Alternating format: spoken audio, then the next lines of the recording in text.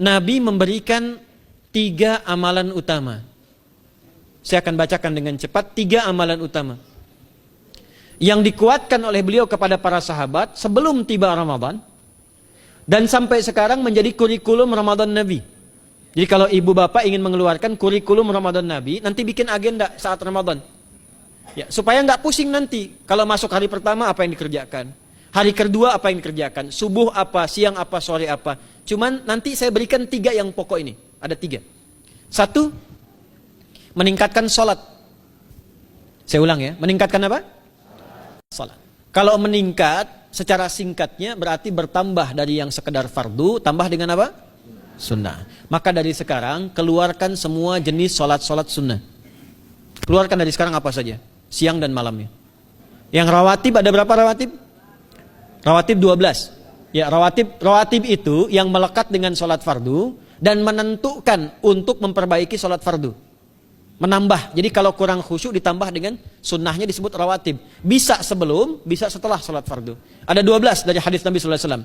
Man shalla isnatai asyrata raka'atan, siapa yang sholat 12 rakaat fi yaumin wa lailatin, yang mengiringi sholat fardu siang dan malam. Ya, bunyalahu bihinna baitun fil jannah, maka akan dibangunkan baginya satu rumah di surga kalau konsisten menunaikan 12 itu sampai meninggal dunia. Sahabat yang mendengar itu mengatakan kompak semuanya, sejak mendengar hadis itu kami usahakan istiqomah sampai meninggal tidak meninggalkannya. 12 itu 2 sebelum subuh, cepat. 4 sebelum zuhur, 2 setelah zuhur, 2 setelah maghrib, 2 setelah isya. 2 rakaat sebelum subuh, 4 rakaat sebelum zuhur. Kalau nggak bisa 4 rakaat, karena terbatas waktunya, boleh 2 rakaat, khusus untuk sebelum zuhur. Kalau nggak bisa 4, boleh berapa? 2. Dalilnya hadis Ibnu Umar radhiyallahu taala anhuma. Kata beliau, hafidtu asyra rakaatin, saya hafal 10 rakaat dari Nabi sallallahu alaihi wasallam salat sunnah. Maka menyebutkan sebelum zuhur 2 rakaat. Baik, jadi 12 ya. 2 sebelum subuh, 4 sebelum zuhur, 2 setelah zuhur, 2 setelah maghrib, 2 setelah isya. Ini yang disebut dengan rawatib. Jamak dari kata ratib. Di luar ini mutlak.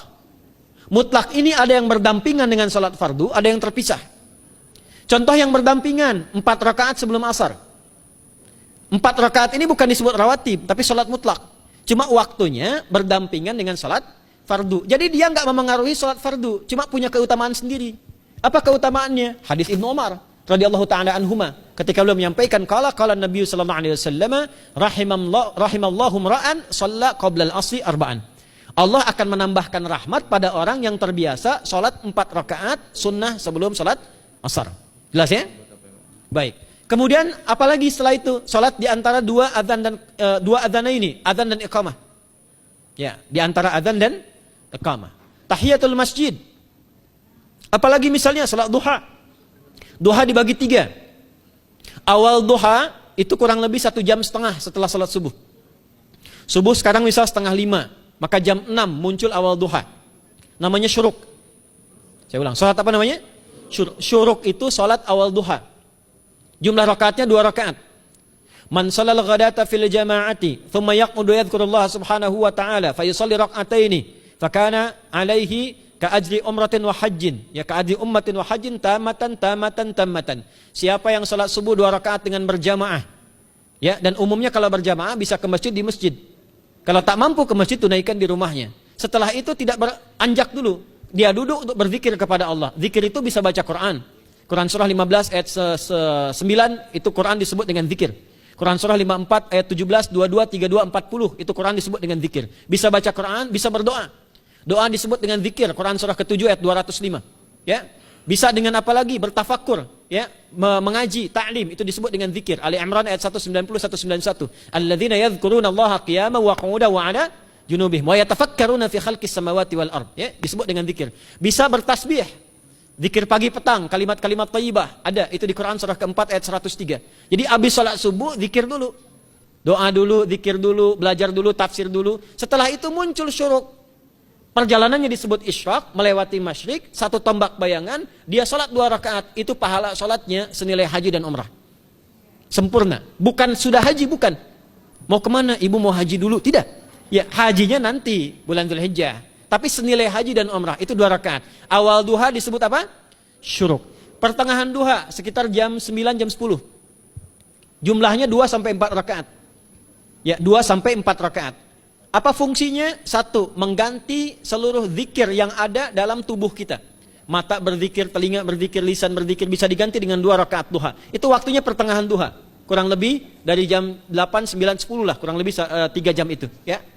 Yang kedua, bisa menghambat atau menghentikan, menahan satu musibah umum. Misal ada kebanjiran nih atau macet nih. Orang-orang kena macet. Bapak yang biasa sholat duha pertengahan itu tiba-tiba ditolong oleh Allah, dibebaskan. Tiba-tiba ada orang datang, Pak lewat sini di sana macet. Atau dibimbing ada kontraflow. Itu manfaatnya duha tuh. Yang pertengahan. Yang terakhir adalah akhir duha. Sekitar jam 10 sampai jam 11 menjelang ke zuhur. Ya, akhir duha itu jumlahnya dari 2 bisa 4 sampai 8 rakaat. Di antara manfaatnya bisa mempermudah datangnya rizki dengan izin Allah Subhanahu wa taala ketika ikhtiar. Itu duha. Nanti ke malamnya silahkan tahajud, tingkatkan tarawihnya sampai ditutup dengan witir. Itu salat. 2 yang terakhir saya cepat, 2 yang terakhir adalah banyak berinteraksi dengan Al-Qur'an. Ada 3 caranya. 1, banyak membaca. Itu namanya qiraah. Silahkan Bapak Ibu siapkan dari sekarang, targetnya khatam misalnya 1 kali, berapa juz? 30 juz. Kalau mau gampang bagi 30, berarti 1 hari berapa? 1 juz. Paling gampang lagi, supaya nggak capek ngajinya, supaya nggak capek, bagi 1 juz 5 waktu sholat. Contoh, juz pertama itu Al-Baqarah plus Al-Fatihah. Al-Fatihah saya nggak hitung lah karena sudah hafal ya. Al-Baqarah itu 141 ayat, juz pertama. Bagi 5, 28. Jadi setiap ketemu waktu sholat, bagi 2 lagi. 28 bagi 2 berapa? 14. Sebelum sholat baca 14 ayat, setelah sholat baca 14 ayat. Itu 14 ayat tuh paling-paling gak nyampe 5 menit Bu Pak. Kalau investasi 10 menit setiap waktu sholat, bagi 2 kita baca 14 ayat, itu insya Allah selesai Ramadan khatam Quran. Itu udah rumus. Ya, tidak cukup dengan amin, siapkan dari sekarang. Siapkan. Ya. Ya. Kemudian mengkaji, kajian, tilawah. Itu tilawah itu di hadis Muslim pahalanya banyak.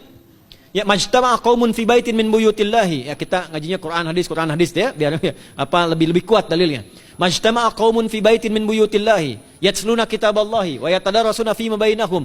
Ya, siapa yang bisa tilawah Quran, ngaji, tafsir, keluarkan misalnya untuk Ramadan 10 hari saya pengen tahu Al-Fatihah. Itu ketika dilakukan punya 4 keutamaan. 1, ghasyiyatuhum rahmah. Selama ngaji, rahmat Allah dibentangkan. Kalau pengen doa cepat dikabulkan, kalau istighfar diampuni. Yang kedua, awas, ini nazalat alaihimus sakinah, diberikan ketenangan dalam jiwa. Bapak Ibu pengen di rumah tangga nyari sakinah, isi dengan Quran di rumah. Amalan terakhir infak. Ya, hadisnya dari Ibnu Abbas, Ibnu Abbas radhiyallahu taala anhuma, qala, ya, beliau mengatakan kana Nabi sallallahu alaihi wasallam ajwadan nas wa ajwadu ma yakunu fi Ramadan. Adalah Nabi sallallahu alaihi wasallam itu orang yang sangat luar biasa dermawan dan lembut. Dan bertambah dermawan lagi ketika tiba Ramadan. Apa yang dilakukan Nabi? Mensupport sahabat, siapapun yang punya anggaran untuk infak, disiapkan sebelum Ramadan. Jangan berpikir banyak Bu. Yang penting ada anggaran, 30 ribu nggak ada masalah. Setiap hari 1000, tidak harus uang, makanan. Pernah dengar hadis ini nggak? Siapa yang memfasilitasi bukaan orang puasa, walaupun dengan sebiji kurma dan sehirup air, maka dia mendapatkan pahala seperti orang puasa itu tanpa dikurangi sedikit pun. Ada? Hadisnya sahih di At-Tirmidzi. Tapi bukan berarti nyari kurma ke Tanah Abang setiap hari 1. Terus minumnya 1 sedotan aja ganti-ganti. Ya, maksudnya apa? Yang paling minimal kita bisa keluarkan. Itu pahalanya 700 kali lipat dikali 10. Paling standar. 700 kali itu standar biasa di hari ini. Dalilnya Al-Baqarah ayat 261 yang dibacakan Adinda tadi kita itu. Ramadan kali 10 lagi. Maka dari itu disiapkan dari sekarang untuk infak. Kalau kami di desa itu, ibu saya selalu kalau Ramadan itu RT-nya setiap rumah. Ini untuk bukaan hari ini rumah A, rumah B, rumah C. Bukaan besok rumah A, rumah B, rumah C. Boleh tuh di PWM Pak dipraktikkan. Ya, misalnya anggota perserikatan siapa dikasih kesempatan. Mungkin nanti yang lain kurmanya, yang ini misalnya jeruknya, yang ini ininya. Setiap ada bukaan ya kirim ke yatimnya, ya kemudian ke pondok-pondok asuhan Muhammadiyah yang tadi disebutkan sekian ribu itu, cari pahala.